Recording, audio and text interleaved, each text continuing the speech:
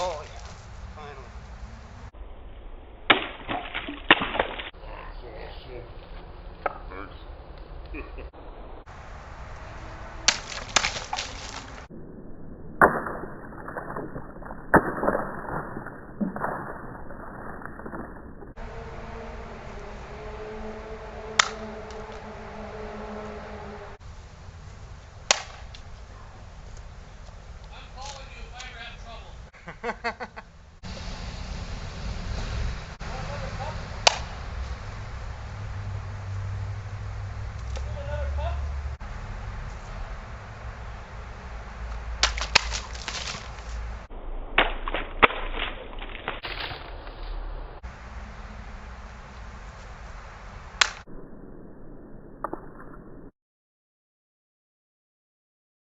Here you go, Carl. I got my 9260 unokubi zukuri from Huawei.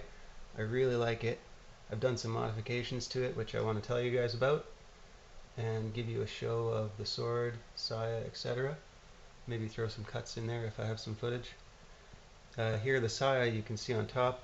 I went ahead and ordered a piece of Samagawa, and then I did my best to stain and sand and that whole shebang.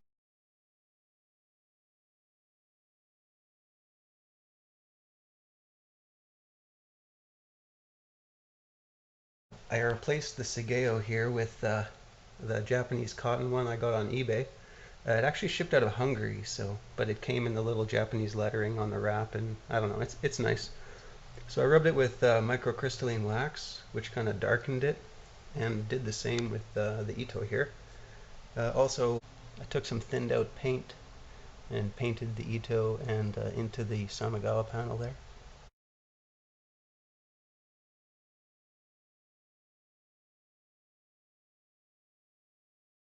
On a whim, I went ahead and I bought like 10 pounds of microcrystalline wax, which, by the way, is like the primary active ingredient in Renaissance wax. So Renaissance wax is 20% microcrystalline and 80% mineral spirits, which just kind of evaporate away.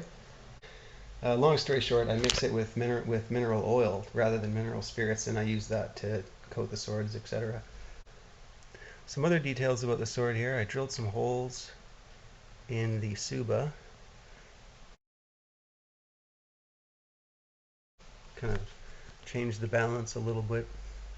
I'm really not a fan of that feeling of like swinging a tsuba around. I don't like the weight of it, so I'm trying to take a little bit of weight out of it. The paint is coming off, but it was painted with rocker guard, that truck bed liner stuff. So I got to reapply and get it going on there again, because actually it makes a really cool texture. I got the fuchi there done as well. Kind of looks like a recently dug out of the dirt kind of thing. So pretty neat.